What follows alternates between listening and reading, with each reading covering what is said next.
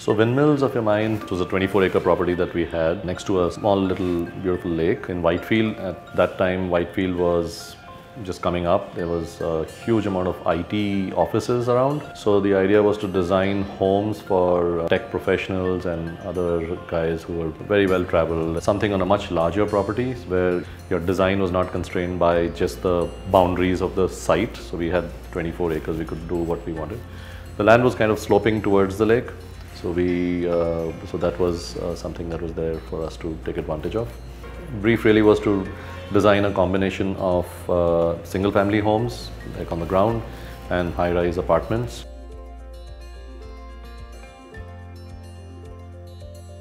With the larger apartments, we worked out in two formats. One was 6,000 square feet, every room like a duplex, 2 levels, big garden with deck and water body and a glass deck to a light in from upstairs, and then every room opening out, so you literally take in the greenery that you plant on every floor.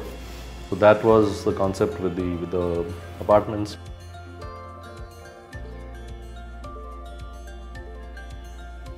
With the homes, typically the problem really is that if you look at a single family housing kind of a project, you have plots like that. Most often you'll find that homes are just placed like that, bang in the middle of every property, so that you have so that they're independent. But what you really end up with is narrow passages all around, not much usable space. Distance between the two homes is not too much. You can literally hear what's being said in the next home, or you can smell what's being cooked. So the idea was, how do we break that? How do we make it much nicer? So what we felt works much better was to kind of make the homes like kind of an L, but back to back, something like that. Every home now had almost every space within the home opening out to this garden. So you had this garden where all the rooms opened out to that, and the distance between the two homes was much larger. So you had a very open feel, and so we just felt that this made a lot of sense. Of course, there was a lot of pushback from the sales team that was going to sell this, saying that these are not going to be individual homes, they're going to be row houses or whatever. But we said this makes common sense to do it this way. We're not going to dilute that. This is what we're going to do.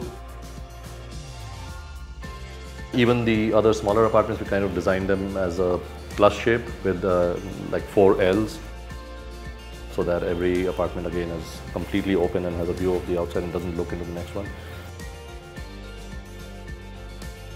Since the whole theme was about blending with nature and embracing nature, so we also wanted to use materials that blend. Lots of natural materials. There's exposed brick, a little bit of exposed concrete, lots of wood,